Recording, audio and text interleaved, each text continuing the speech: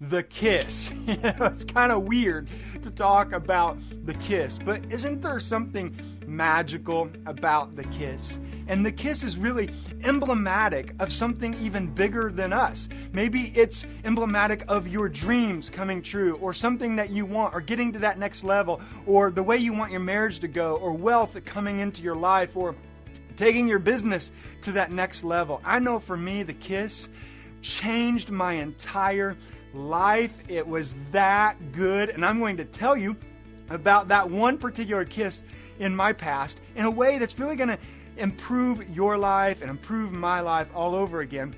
And 90% of the time, the kiss needs like an emotional energy, a charge, an electricity. It's like, woo, you see her or see him or whatever, and you're like all excited, because if you don't have the emotional energy between the two of you, that spark, it's kind of like watching a movie and actually starting the movie and fast forwarding to the very end of that romantic movie and seeing the kiss, but you don't know if there's an emotional energy between the two. You just see the kiss and you're like, nah. But if you watch the whole movie and you see the characters and the plot and everything coming together, they kiss and it's like, oh, it's so awesome.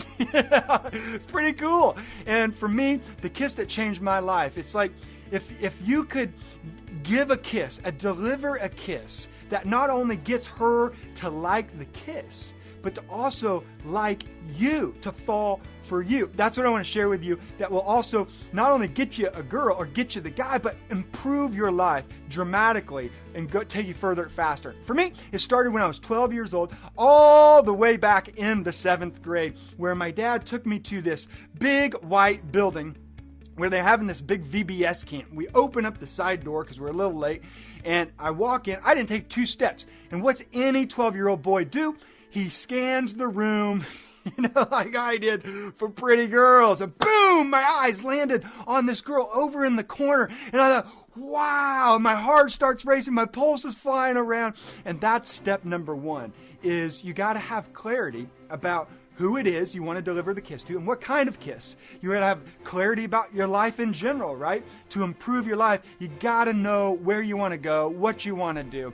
And I knew exactly who it was for me in that room. I had clarity. And it's not just about me giving that kiss, right? It's more than that. It's about creating an experience. It's about honoring her and respecting her and cherishing her. And with all that, I had clarity, and I saw her over there in all her beauty. She was there with her big blonde, curly 80s hair, and she had these big pink glasses hanging on her nose. And I swear this, angels were hovering around her singing the Hallelujah chorus, like, hallelujah, she's the one for you. And I just felt so alive in that moment. And most importantly, in that room of 150 plus kids, she was sitting at this table. It was packed with kids. She was doing arts and crafts, and across from her was an empty chair. So what did I do? I took one step in the 180-degree opposite direction, and I was terrified. And that leads to step number 2. To really improve your business, your life, your marriage, your finances, whatever, is you got to have courage. And if you want to deliver a kiss, you got to have guts, don't you? I mean, whether you're having prolonged eye contact with somebody, and eventually it builds up and leads to a kiss, or if you just grab her hands and you just pull her towards you and you deliver the kiss in a big, surprising way. Delivering that kiss can change your life. And if you don't, well, you're going to watch her fall in love with somebody else. And, being afraid's okay. Being terrified, I was terrified. But, courage is not the absence of fear. It's simply leaning into the fear. And for me, I was like in this trance when I saw her. I was like, oh, and my friends were over here at another table, and they could see me. They're like, dude, what are you doing? Who are you looking at? And they could see as I was in this trance, and they saw her and like, oh, Aaron, she is totally out of your league. You can never get her. And besides, she lives in our rival town. Who wants to date somebody from that school? And, you don't even have your license, so you can't even go see her. What, are you going to take your mom and dad? Or your mom and dad going to take you over there? But listen, you know how it is. I couldn't shake the feeling. I liked her so much. I didn't even know her, but I knew that I liked her. And I just wanted her to know that I existed. And I think my dad saw me because he was still there, and he's like, son, are you gonna have faith? Are you gonna give in to your fear and do nothing about this? So I'm like, all right.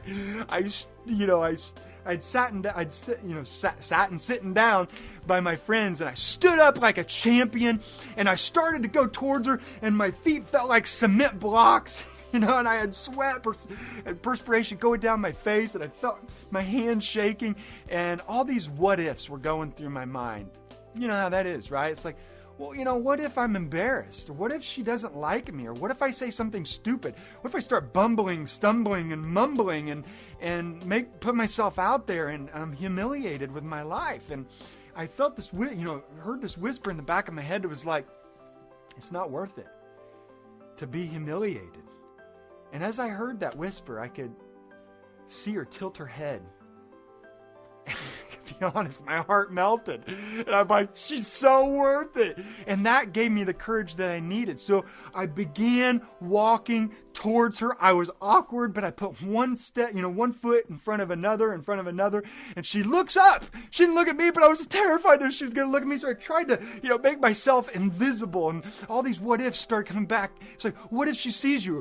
What if you just look, dumb? And what if you say something stupid? And what if you're just not right for her? And so I said, I can't just go over there without anything, without a plan. So I thought, what should I do? And it hit me. I'll just go give her a kiss. Just going all in. I'm going to give that girl in those pink glasses a kiss. So I took one brave step, and it changed the trajectory of my life. And if you have courage, it can change the trajectory of your life. And for me, as I took that step towards her, the other 149 plus kids blurred into the periphery. Was I scared? I was terrified. I was lightheaded, and I was afraid that I was going to fall over. And the closer that I got, the louder fear was screaming at me. Aaron, you're not enough. Aaron, you're not enough for this girl, this pretty girl.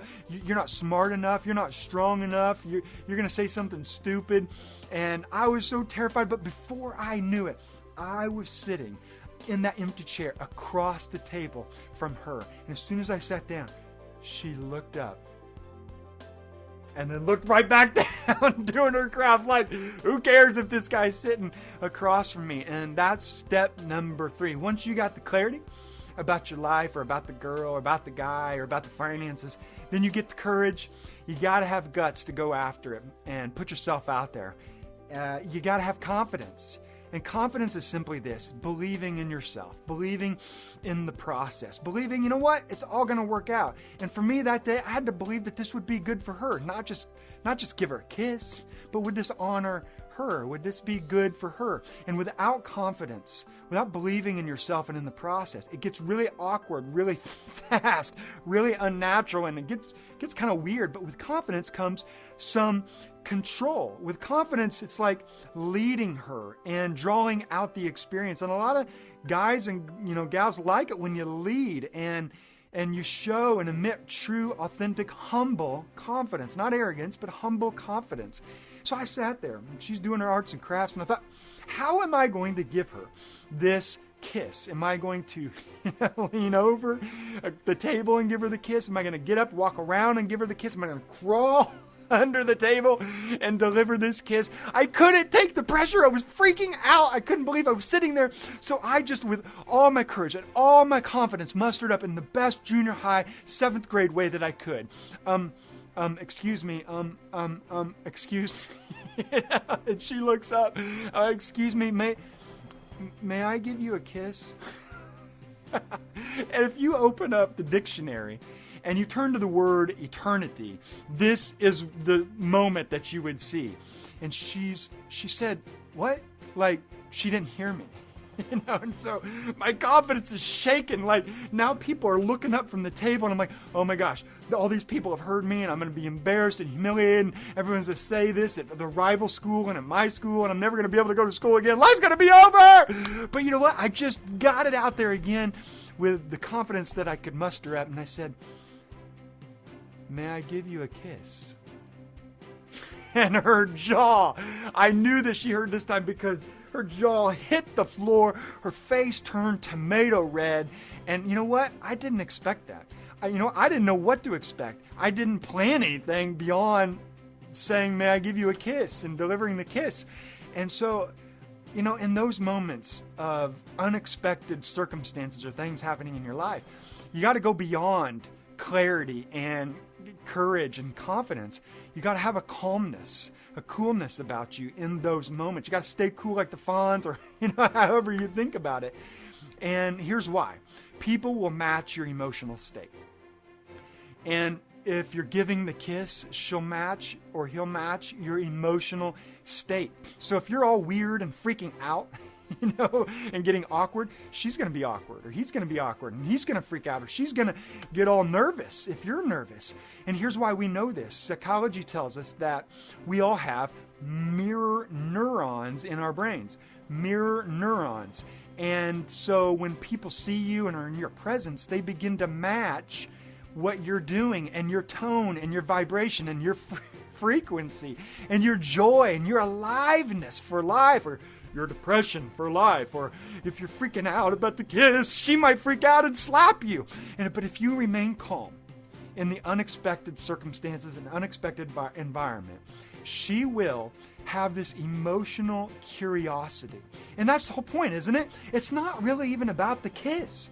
It's about making her feel something. It's about making her feel alive. It's about making her feel a sense of life again, like a joy and exhilaration, like going up to the top of the roller coaster, say, you know what? I can enjoy. There's an abundance in my life. And to really make her feel like confident in her own life, and to feel something better than she's ever felt before on a consistent basis.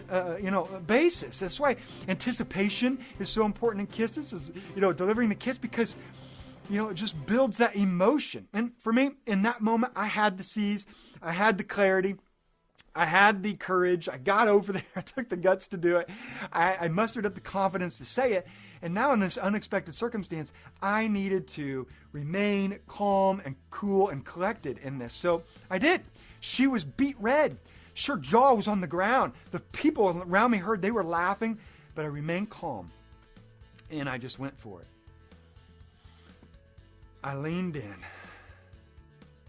across the table. I tilted my head and I looked right in her eyes. And she couldn't say anything. She's paralyzed with, fear or unexpectedness. And I stuck my arm out, and right in front of her, I held out my hand like I was going to grab hers.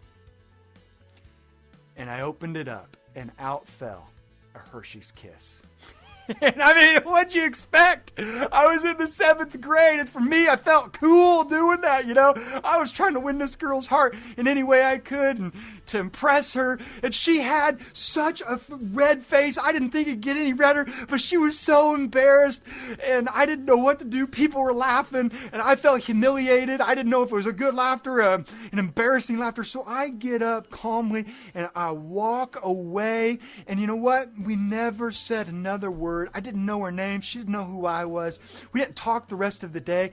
And I saw her leave the building, and I was heartbroken. In 7th grade, you're heartbroken. And even as an adult, it's like, you got a thing for somebody. You want them to say hi to you. You want them to say goodbye to you.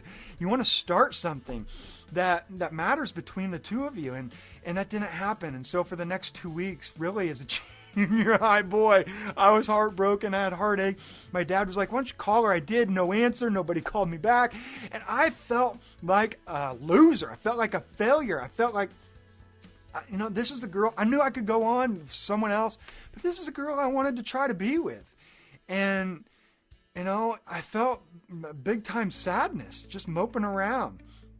And, I'll never trade those 2 weeks for anything in my life, because in that 2 weeks, that felt failure, that perceived failure, changed my life. And many times in your life, you feel like things are failing, and you feel like the business is crumbling, and you feel like the marriage is dying, and you feel like your kids hate you, and you feel like your finances are dwindling, and you just feel like a big failure. But there's a difference between failing at something and being a failure.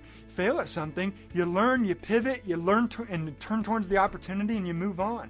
And I'll never trade that because I kept the faith despite the perceived failure. And that's what you got to do, is keep the faith, don't you? And at the end of 2 weeks, the phone rang. She called me.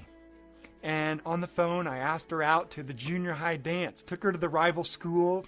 No, but the guys didn't like me for doing that. They stuck gum in my chair. Yes, I sat in the gum. I had to pick it off in the bathroom. But I went back out there and I danced with that girl. A few years later, I took her to the homecoming dance where she was crowned homecoming queen.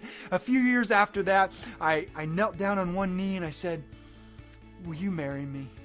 And she said yes, and we bought a house, and we had kids, and we traveled the world together, all because of a singular kiss. And listen, if you follow those steps of identifying your clarity and mustering up the courage and having some confidence and remaining calm in the unexpected circumstances, and yes, brushing your teeth if you're going for the kiss, then man, you can change the world, and more importantly, you will change your world.